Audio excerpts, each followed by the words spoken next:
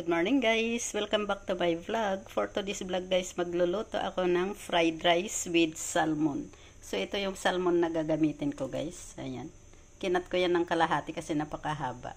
At saka yung isang side ay medyo makapal. So medyo matagal yung pagkaluto niya kaysa sa dito banda na manipis. So ayan guys. At maglalagay din ako dyan ng mixed vegetables. So ayan guys, ang gagamitin ko sa fried rice. So first thing, i-fry ko muna yung salmon. Nakapaglagay na ako dyan ng mantika at mainit na rin yung kawali, so ilalagay na natin ang salmon fish. Ganyan isa pa. Ayan, so i-fry lang natin yan hanggang sa maluto bago natin ilagay sa fried rice.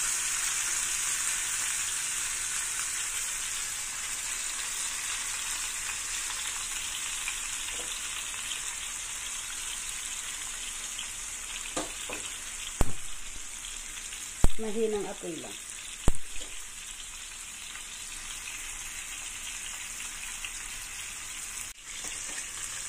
So ngayon baliktarin ko na yung fish. Ayan, medyo brown na yung kabila. Ayan. Hanggang yung isa pa.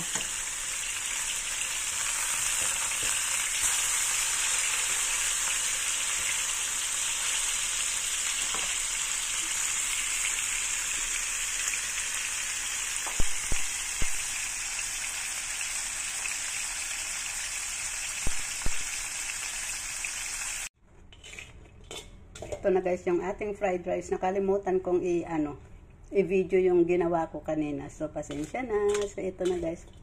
Kakaunti na ito kasi nakainan na nila. So ayan na. So ngayon pwede na natin yung i-serve.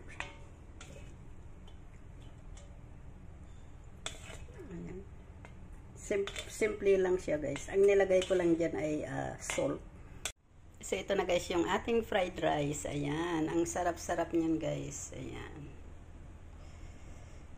Salmon fried rice with mixed vegetables like green peas, corn, at saka carrots. So ayan guys ang ating fried rice. Thank you guys for watching. Please don't forget to click like and share. Thank you. Bye-bye. God bless.